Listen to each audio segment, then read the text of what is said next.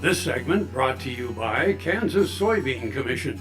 Progress powered by Kansas farmers. So I touched a little bit earlier on some of the principles. There's really 5 principles when it comes to cover crops and what I'll call regenerative ag. The first principle is minimal disturbance. You want to not disturb it both chemically and physically, reduce the disturbance as much as possible. That means no-till. That means reduced chemical uses. I still use chemicals in my own operation, but I do so very, very sparingly. I try to cut back as much as possible. Number 1, I don't want the expense. Number 2, I don't want it to affect the soils in a negative way. The second one is to keep the ground covered, armor on top of the soil. That's the lesson I learned from the slabby soils when I didn't have any residue on the top.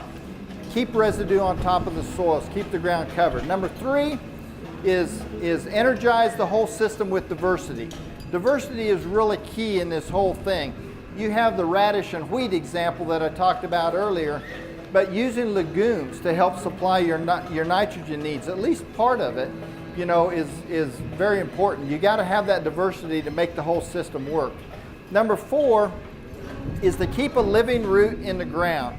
If you keep a living root in the ground 365, what you're doing is you're increasing your organic matter in the soil. You're taking the carbon from the carbon dioxide out of the air and you're pumping it through photosynthesis through your root exudates back into the soil.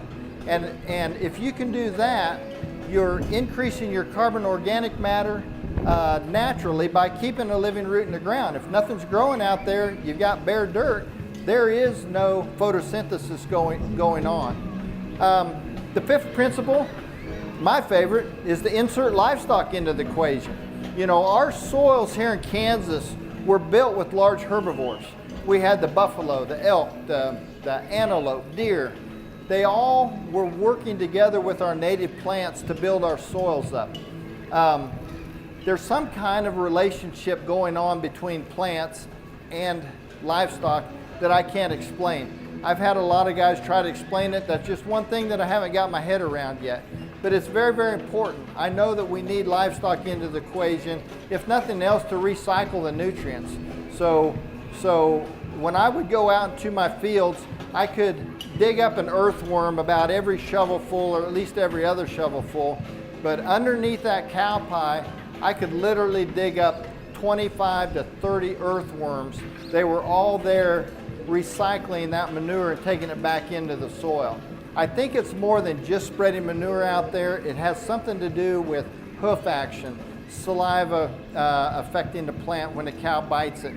It's a more complicated system that we all don't have the answers to yet than just putting manure out there, even though putting manure out there is very, very good. In conclusion, I'll talk about, are cover crops right for you? Are cover crops right for your operation? Well, it all depends. It's not right for everybody to be using cover crops. I'll tell you, there's a lot of guys I know that I'll tell them, listen, don't spend your money here. I think you have to incorporate it and look at it as a whole, or a whole system to this thing. It's not just one thing. Cover crops are a tool. In my opinion, they're a very, very valuable tool we need to be using, but it's just like you would try to pound a nail into wood with a saw, you'd want to use a hammer. It's the same thing with cover crops. It's the right tool at the right time in the right situation. And so it's not going to work for everyone. Another thing is your attitude on it. Do you think the cover crop's going to fail? If you do and think it's a waste of money before you even start, man, don't start, because it will be a failure to it, I guarantee it. A lot of it has to do with your attitude and what you really want. What's your goals? Do you want to really improve your soil health?